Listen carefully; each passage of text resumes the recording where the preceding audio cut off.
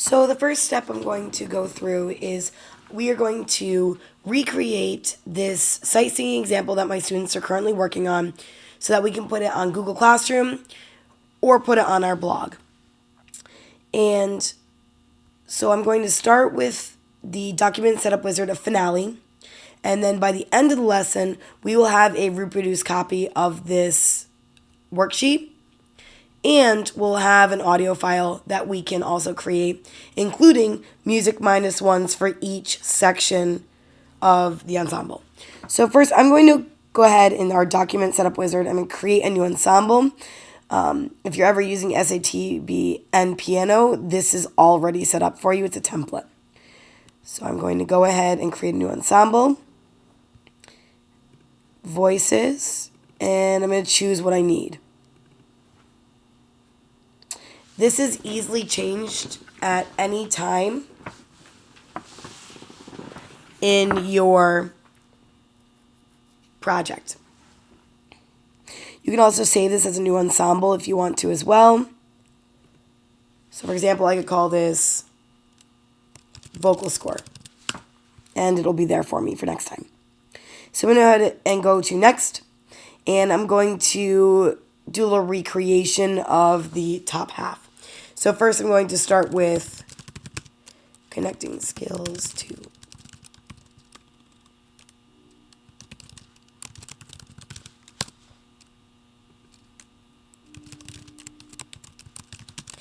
and this worksheet is from lesson 4 of a method book that I use for sight singing called Movable Tonic.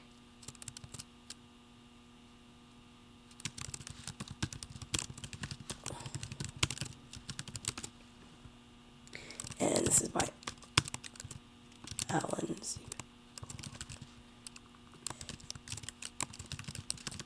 Okay, so I recreated some of the things here. And here's where I can set up a time signature, any tempo markings, pickup measures, and our key signature. And in my case, I don't have any of those things, and it's already set to 4/4. So I go ahead and finish. I can change the number of measures. In my case, I have 4. So I am going to change that.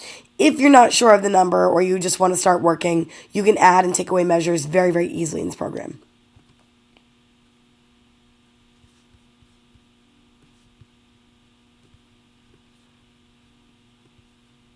So I'm just going to click and drag this so that it is not too close to our name over here.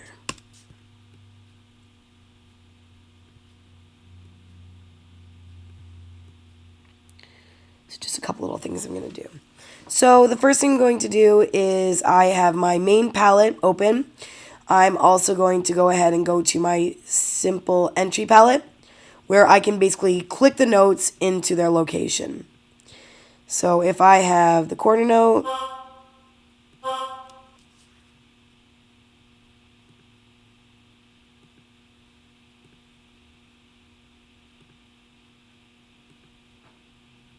so right now I'm just clicking notes in, changing my duration.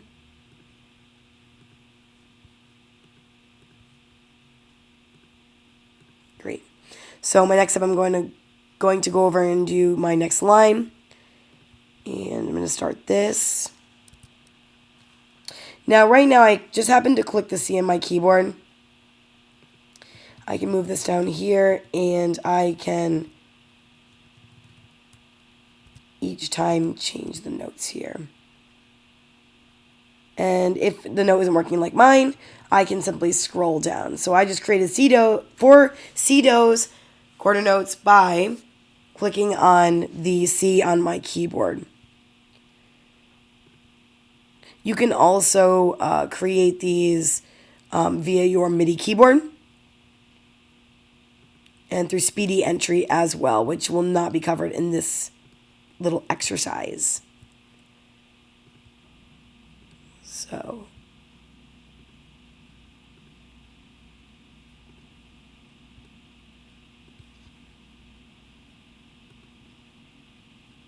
and I'm just going to bounce around and very quickly input these.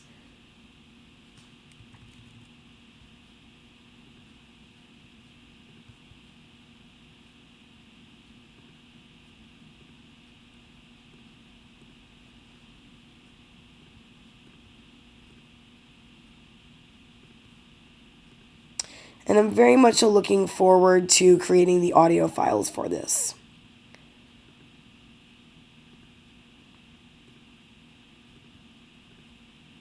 Okay, so all of mine are done. Our input, and I have a couple of extra things to do, like I need to let my students know that we have a CDO here. So I'm going to click on the text tool, which is the T in the main palette here, and I'm just going to click below, and I'm going to go ahead and just double click and type in dough.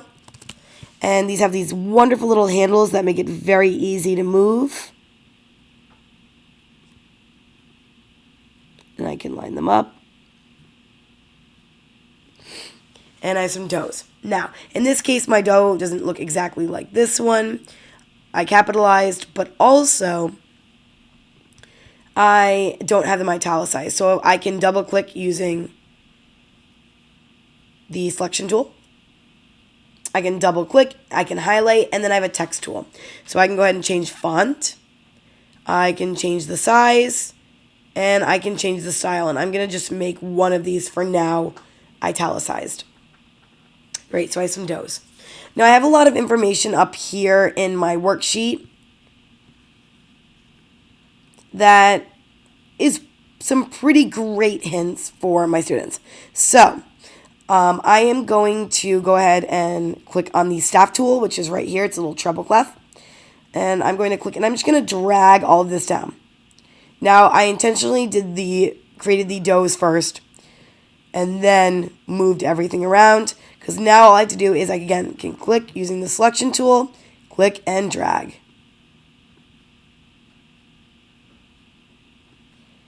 So I'm clicking and dragging. Great.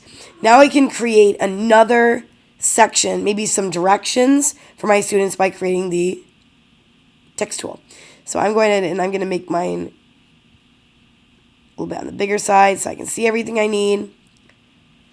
And I can write some notes to the students. So I can write, for example, the goal is to sing this short musical passage.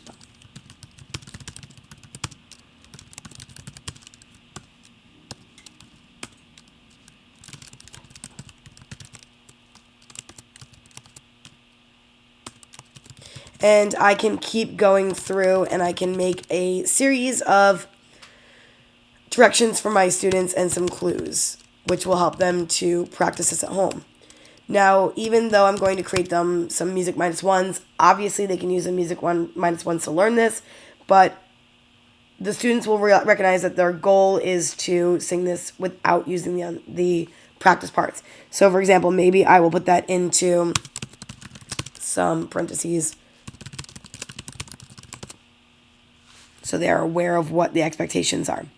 And I won't take the time right now to input all the directions I want to use. But I do have the main gist of this for now. Great. So I have a couple of things that I can do. The first thing I'm going to do is I'm going to create a full recording for the students so they can hear what this sounds like. And that is up here on the export button. We can export an audio file for the students. So I'm going to create this.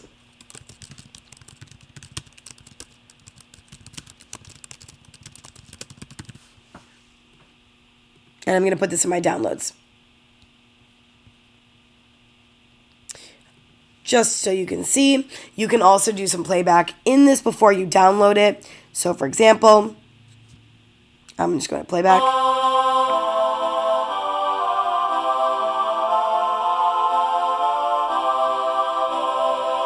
There is my recording. I can change the speed so that the students aren't moving so fast. So maybe I'll change it to 90 instead.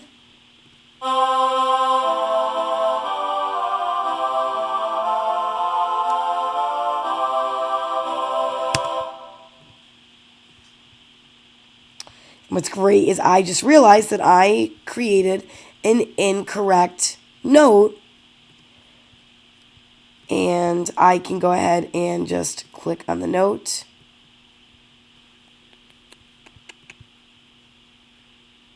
So I'm going to get my simple entry palette. And this is called the little note mover tool. So I'm going to go ahead and click on my note. And I'm going to change it because clearly over here it was a different note. Take 2 on listening.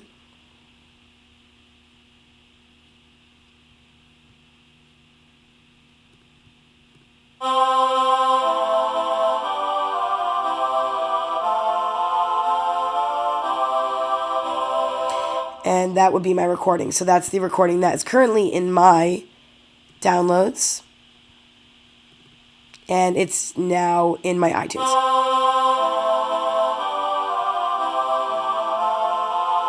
Now I just created an accompaniment that has something incorrect in it, so I'm going to go ahead and re-download. So I'm going to export again.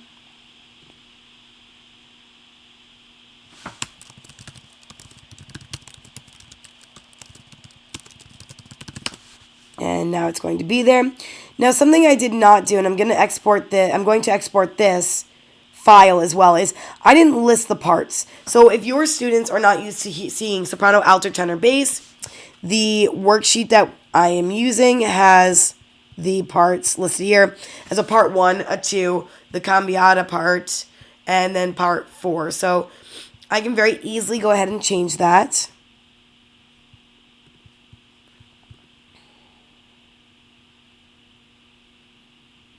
By going to the manage parts. So that's one option. You can manage your parts here. You can also go to score manager here. And you can change the titles in the score manager. And again, to save time. So now I can go ahead and I can export this as a music XML, which will become a document that I can work with on my blog.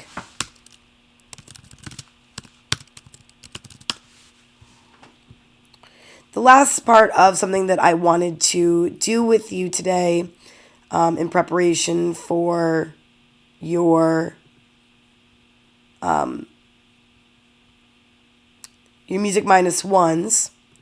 I should export this one more time because I'm going to put it in my different folder. Right now it's in my downloads, so that'll be there.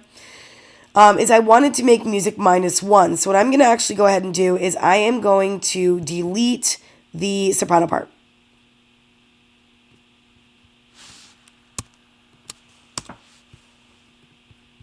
Now, if I listen to it, again, I'm going to go to my playback.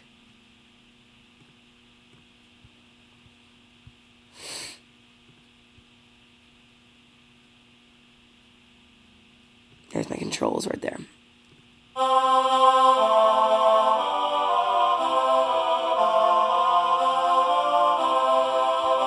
What's great about this exercise is everything already starts on do. So I'm going to go ahead and I'm going to export these. So I'm going to do some audio files and I'm going to name each one. So we're going to call it lesson 4, music minus 1. And I'll list it for soprano. So all my soprano students, or if you're calling them part ones or whatever you're going to call them, now have this part that they can go ahead and sing with. And luckily, again, this starts on do. Everybody starts on do. And you can write a note in that when you are creating notes up here about what to do with music minus 1 and how they all start on do. So that is creating my music minus ones for a worksheet.